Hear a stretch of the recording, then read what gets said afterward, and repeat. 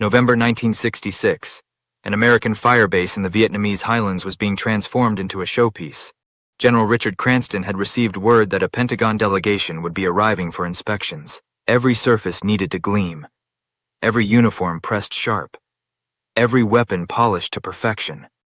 When the Huey helicopter touched down, kicking up red dust that hung in the humid air, what emerged shattered every regulation the general held sacred.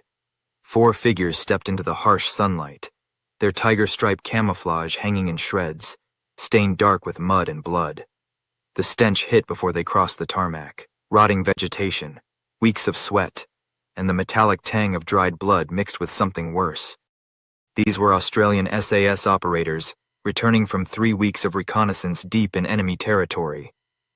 They carried critical intelligence on enemy movements. But General Cranston saw only a threat to his carefully constructed image of military perfection. The dismissal came swiftly. The Australians were ordered off the base immediately. No intelligence briefing would be permitted. Their presence compromised his professional standards. Sergeant James Thompson, the patrol leader, absorbed the humiliation in silence. His face was gaunt from inadequate nutrition, eyes hollow from chronic exhaustion. He had information that could save American lives, but protocol and pride took precedence. As the helicopter lifted off and banked away from the pristine firebase, military doctrine demanded the Australians return to their base and file a routine report. Every regulation pointed toward disengagement. But from his position in the open door, with wind tearing past his face and jungle spreading below, Thompson spotted something that triggered every combat instinct he possessed. Thin lines cut through the undergrowth in geometric patterns nature never creates. Communication wire. Military-grade cable linking observation posts to artillery batteries. Then came the smell, carried on the wind as the helicopter descended around a ridge. Faint at first, nearly lost beneath aviation fuel and jungle decay, but unmistakable to a man trained in tracking enemy movements. Dozens of cooking fires burning simultaneously, smoke trapped beneath triple canopy jungle, rice boiling in massive quantities, and underneath, the sharp tang of nuoc mam, fish sauce in industrial concentrations. An army was staging in that jungle. A regiment, possibly larger, less than 3 kilometers from Cranston's firebase. In terrain, American intelligence had certified as completely clear. Thompson faced an impossible choice. He had been insulted, dismissed like garbage. Every rational instinct demanded he fly away and let the general learn his lesson the hard way. But Thompson wasn't thinking about justice. He was thinking about Doc Miller, the 173rd Airborne medic who had died saving his life during Operation Silver City. The uniform Cranston wore was the same uniform Miller had died in. Thompson made his decision in 15 seconds. He tapped the pilot's shoulder and pointed at a grid square deep in enemy territory. The helicopter banked sharply and descended. 4 rejected soldiers are about to walk into a regiment-sized enemy force to save the men who insulted them. This story spans continents. The combat insertion was executed with precision, born from hundreds of hours under fire. Warrant Officer Mackenzie brought the helicopter into a combat hover, skids half a meter above ground while rotor wash flattened elephant grass into violent spirals. The 4 SAS operators rolled out in seconds, hitting the ground in defensive crouches with weapons raised. Before the Huey climbed away, clawing at humid air with screaming turbines, the men had already vanished. The transformation would have seemed impossible to an observer even 50 meters distant. One moment, 4 figures in tiger-striped camouflage moved clearly across the clearing. The next moment they had ceased to exist as distinct entities, absorbed into the green wall of vegetation as completely as optical illusions. This wasn't luck or favorable terrain. This was the result of selection and training so brutal that only a fraction of candidates completed the full SAS course. Thompson led the patrol with fluid economy of movement that distinguished genuine professionals from merely competent soldiers. His feet rolled heel to toe in motions so controlled they broke no twigs, rustled no leaves, left footprints that would vanish with the next rain. Behind him, 3 team members moved in perfect synchronization, maintaining spacing calculated to prevent vulnerability while ensuring mutual support. The jungle around them pulsed with sound, but none came from the Australians. Insects buzzed in clouds. Birds called territorial warnings from canopy 30 meters overhead. Monkeys chattered in the distance. This was the natural soundtrack of Vietnamese highlands, ambient noise that filled every waking moment. What would have been abnormal, what would have triggered alarms in enemy minds, was silence. The SAS operators moved within the natural rhythm, becoming indistinguishable from the million sounds filling the green cathedral around them. After 47 minutes of patient advance, Thompson raised his fist in the universal signal for immediate halt. His team froze instantly, dropping into defensive crouches, bodies perfectly still. For 2 full minutes nobody moved, nobody breathed louder than whispers. They simply waited, senses stretched to maximum sensitivity. Thompson moved forward alone, advancing 3 meters in a movement so slow it consumed 30 seconds. He knelt beside ferns and brushed vegetation aside with movements gentle enough to preserve spider webs. There, half buried in rotting leaf litter, lay exactly what he'd seen from the air. Black rubber-coated cable no thicker than a thumb, running in a straight line through jungle floor. Field telephone wire, heavy-duty military-grade communication cable issued to North Vietnamese Army signal units. This wasn't improvised equipment or repurposed civilian material. This was factory-made, manufactured in China or the Soviet Union, shipped down the Ho Chi Minh Trail in quantities measured by kilometers. This wire formed part of a communications grid connecting command posts to artillery positions, observation points to fire direction centers. It was the nervous system of a coordinated military operation, running in direct line toward General Cranston's firebase. Thompson's expression hardened behind camouflage paint. This wasn't guerrilla activity. Local cells relied on runners and whispered messages. This was regular army, professional NVA soldiers trained in conventional warfare, equipped with modern weapons, preparing coordinated assault with artillery support. The clock was ticking. General Cranston's pristine firebase sat directly in the crosshairs of a military machine about to unleash hell. To understand why 4 rational men would walk into catastrophic danger, for a general who had treated them like garbage required understanding the currency of jungle warfare. In the civilized world, debts are paid with money. In the green hell of Vietnam, debts were paid with blood, and interest rates were calculated in survival. Thompson wasn't thinking about General Cranston's polished boots or arrogant dismissal when he made his decision. He was looking through the mist of memory to March 1966, to a chaotic burning clearing during Operation Silver City. That day had been a massacre waiting to happen. Thompson remembered the deafening roar of mortars tearing earth apart, the sensation of hot shrapnel slicing through his leg like serrated knives. He remembered lying in mud, unable to move, watching green enemy tracers close in like tightening nooses. He had accepted his fate that day, another statistic in a senseless war, thousands of miles from home.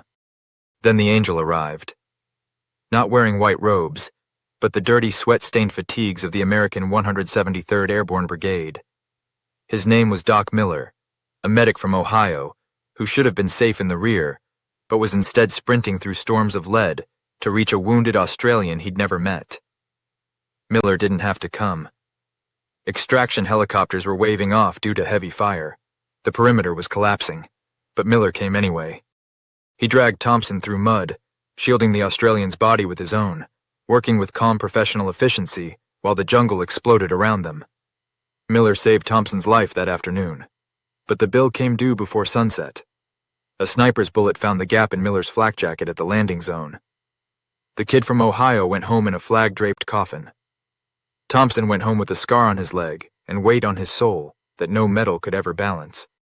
Standing in that silent jungle, clearing with his team, Thompson didn't need speeches about patriotism or strategy. He simply touched the scar on his leg. The message was received and understood by all 3 men. They weren't fighting for General Cranston. They were fighting for Doc Miller's ghost. They were fighting because the uniform the general wore was the same uniform Miller had died wearing. It was a debt of honor, the kind of primitive tribal obligation civilized society has forgotten, but which binds warriors together tighter than chains. The Americans inside that firebase were family, even if they were the kind of family that kicked you out. And you don't let family die while watching from the sidelines. As the sun dipped below the tree line, casting distorted shadows across jungle floor, the witching hour arrived, the time when jungle transforms from physical place into psychological weapon. For North Vietnamese regulars staging in the valley, coming darkness was an ally, a cloak to hide their assault. But they didn't know the darkness had already been claimed by something else, something older, something that hunted by scent and moved without sound. The psychological war had officially begun. The first target was a forward observation post positioned 300 meters from the main enemy camp. 2 NVA soldiers occupied a spider hole with clear sight lines, equipped with field telephone to relay early warnings. They were disciplined, alert, watching the main trail with professional focus. The threat didn't come from the trail. It came from the vegetation itself. Thompson moved behind the first sentry with patience that resembled predatory reptiles. No snapping twigs, no fabric rustling. Just sudden violent pressure as a hand clamped over the soldier's mouth, and a blade completed its silent work. The man went limp without sound audible beyond 2 meters. His partner turned, sensing disturbance in the air rather than hearing noise. Before he could raise his weapon or reach for the telephone handset, darkness swallowed him too. 4 seconds. 2 men removed from the board with surgical precision. But simple elimination wasn't the objective. Killing men in jungle was easy. Terrifying them was art form. Thompson understood that dead bodies are just casualties, but mysteries are nightmares. He signaled his team to arrange the scene. They didn't hide the bodies. They propped them up, sitting them against tree bases with eyes open, staring blankly into jungle. Then Thompson retrieved the secret weapon Viet Cong had learned to fear more than napalm. A playing card. The Ace of Spades. In superstition-heavy Vietnamese culture, the Ace of Spades had been weaponized by psychological operations units. It was the death card, the omen of sealed fate. Thompson placed it gently between the first sentry's teeth, a calling card screaming a specific message to anyone who discovered it. We were here. We touched you. We could have taken everyone, but we chose to play with you first. The patrol melted back into shadows and moved to the next position, a mortar pit where crew members prepared ammunition, stacking crates of 82mm shells. They felt safe, surrounded by a regiment of their own soldiers. They shared cigarettes quietly, laughing.